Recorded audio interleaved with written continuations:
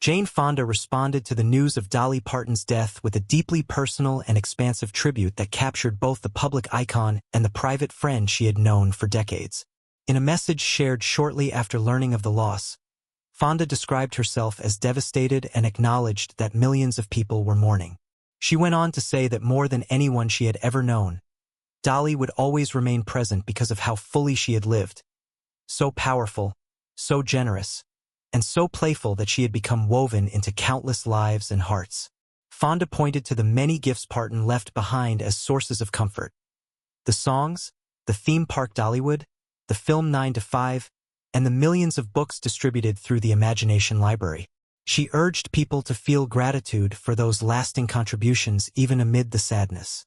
Then she turned to the complexity of the woman herself.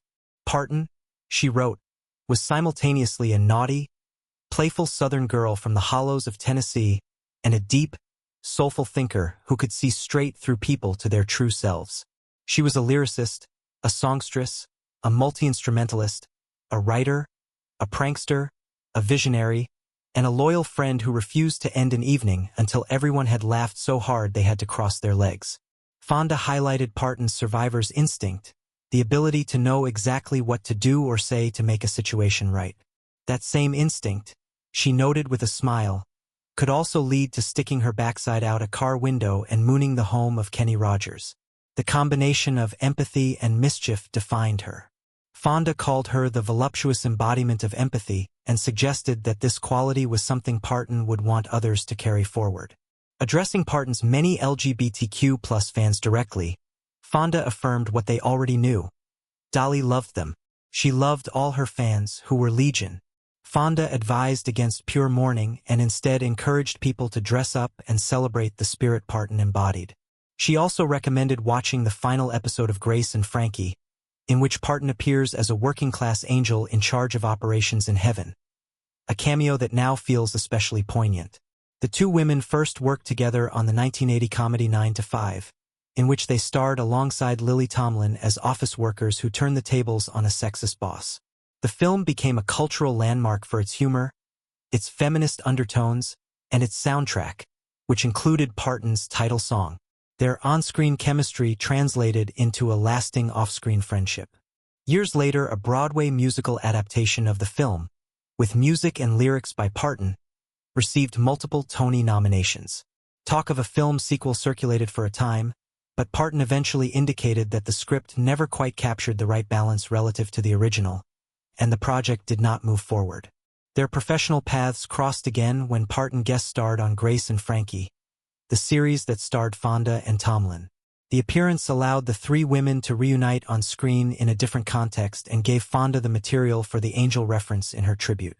Fonda's words paint a portrait of a friendship built on shared history, mutual respect, and genuine affection. She does not reduce Parton to a single trait. Instead, she holds the contradictions in tension.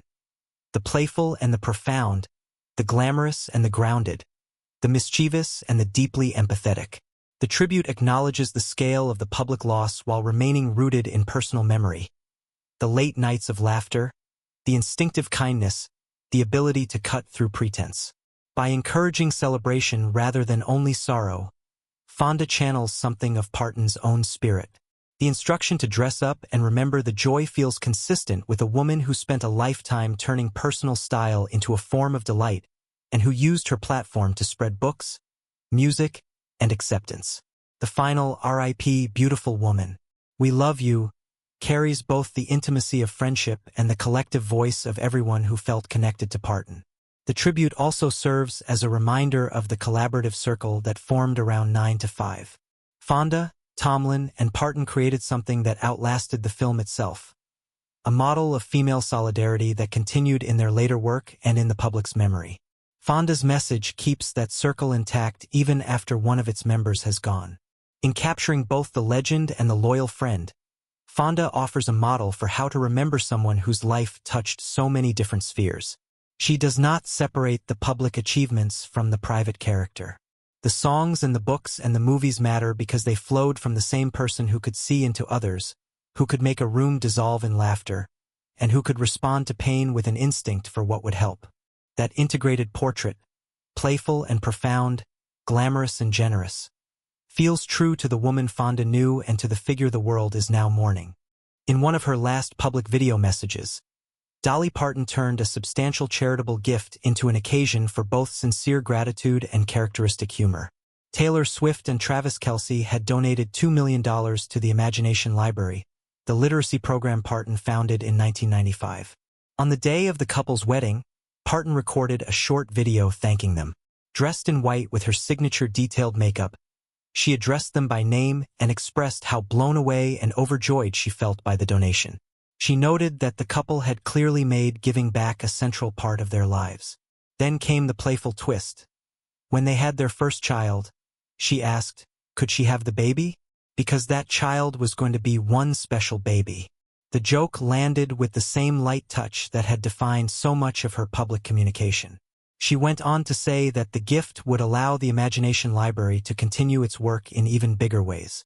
She closed by thanking them and promising that she would always love them, a direct reference to one of her most famous songs, before blowing a kiss to the camera. The caption that accompanied the video repeated the thanks and the wish for the couple's happiness, again invoking the lyric. The message was warm, personal, and entirely in keeping with Parton's long-standing relationship with Swift. The two had known each other for years. Parton had offered support early in Swift's Nashville career, and Swift later wrote and performed a song for a film starring Parton's goddaughter Miley Cyrus. The Imagination Library itself began as a focused effort in Parton's hometown region and grew into a global program that has distributed more than 200 million books to children. Parton often spoke of the joy she found in helping instill a love of reading and in knowing that books could plant the seeds of big dreams. The $2 million gift represented a significant boost to that ongoing mission, and her video treated the donation with both the seriousness it deserved and the humor that made the thanks memorable. The timing of the message, shared on the couple's wedding day, added an extra layer of warmth. Rather than a formal acknowledgement issued later, Parton chose to speak directly and immediately, weaving the couple's celebration into her expression of gratitude. The request for their firstborn was pure Dolly, outrageous enough to make listeners laugh, affectionate enough to feel genuine, and self-aware enough to remain charming rather than intrusive. In the months that followed, Parton continued to reflect on legacy and the desire to leave behind work that could be carried forward. She spoke of wanting to do good things that might be of use to other people and of feeling proud of what she had already built. The Imagination Library stood as one of the clearest embodiments of that wish. A major gift from two high-profile newlyweds helped ensure that the work would continue and expand. The video now stands as one of the final public recordings of Parton's voice and presence. It captures the same combination of sincerity and playfulness that defined her interactions with fans, fellow artists, and the causes she supported. There is no sense of formality or distance. She speaks as if addressing friends, even while acknowledging a gift of considerable size. The closing reference to, "I will always love you," ties the moment back to her own catalog and to the emotional register she had inhabited for decades. For Swift and Kelce, the message offered a personal thank you from an artist they both admired.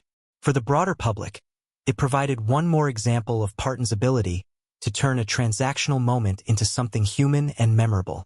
And for the Imagination Library, it signaled continued support from a new generation of high-profile donors who understood the value of the program.